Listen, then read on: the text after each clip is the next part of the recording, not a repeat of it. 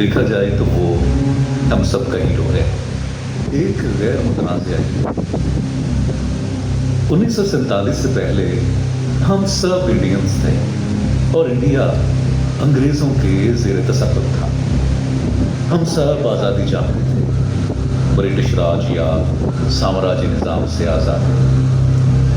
वो सिर्फ 17 साल का था जब आज़ादी की जिद्दोजहद के लिए वो अपने घर से निकला। वो मज़हब व मिल्लत की तफरीक के बगैर एक आज़ाद हिंदुस्तान का ख्वाब देखा करता था। वो हम सब का हीरो है, एक गैर मुतनाज़िया हीरो।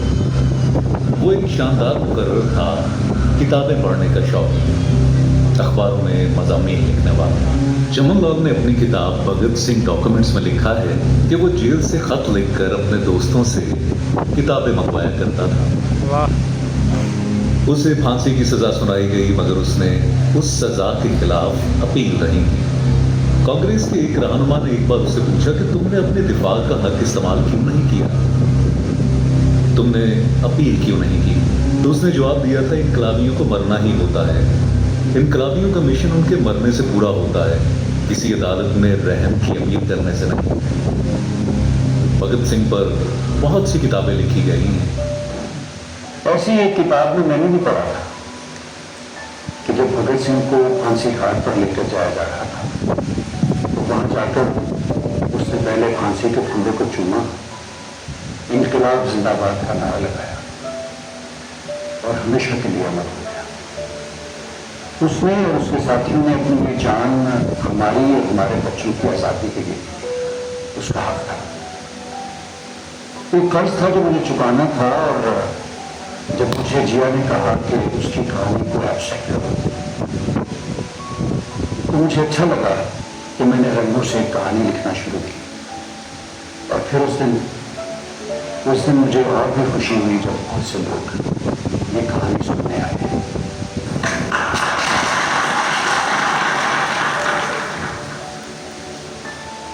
जिया, लो हो गई मुकम्मल ये पेंटिंग।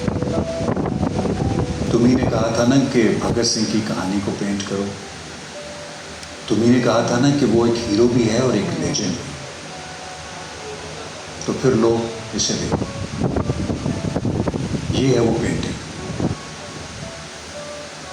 जिया, तुम तो जानती हो ना कि हर पेंटर बुनियादी तौर पर एक स्टोरी टेलर होता है।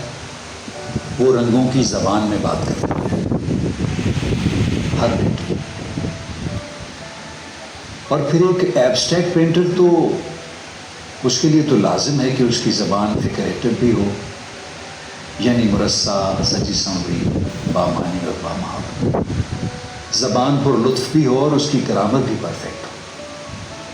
ये ज़रूरी है एक एब्स्ट्रैक्ट पेंटर के लिए। मैं मगर क्या, मेरा ये काम क्या, लेकिन सिर्फ इतना बताना है कि असातिज़ा बताया करते हैं कि ग्रैंड मास्टर्स की हर पेंटिंग में दाखिल होने का भी एक दरवाज़ा होता है और इससे निकलने का भी एक दरवाज़ा। यहाँ ऐसा ही कुछ करने की जसारत की है मुझ तालिब इल्म ने।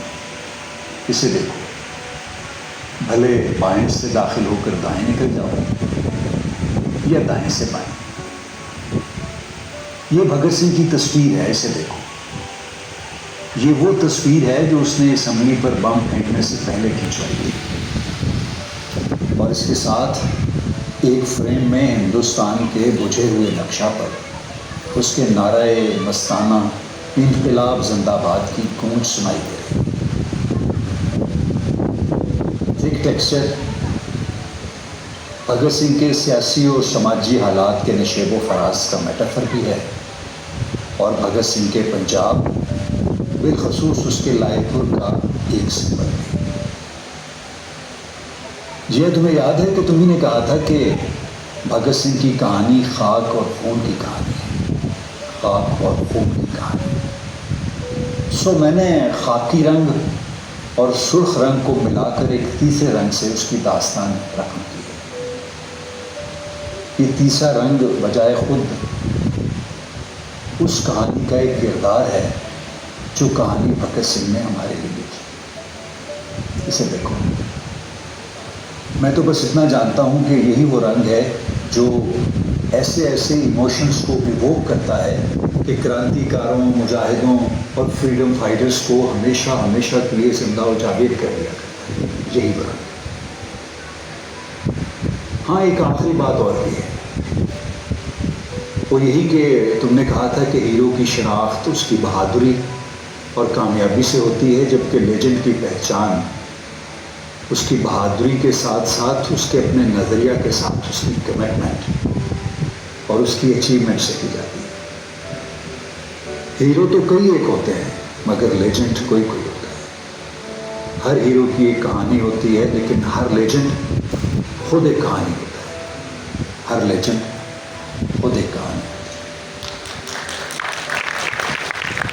ہے۔ یہ تصویر سردار بھگت سنگھ شہید تک پہنچا،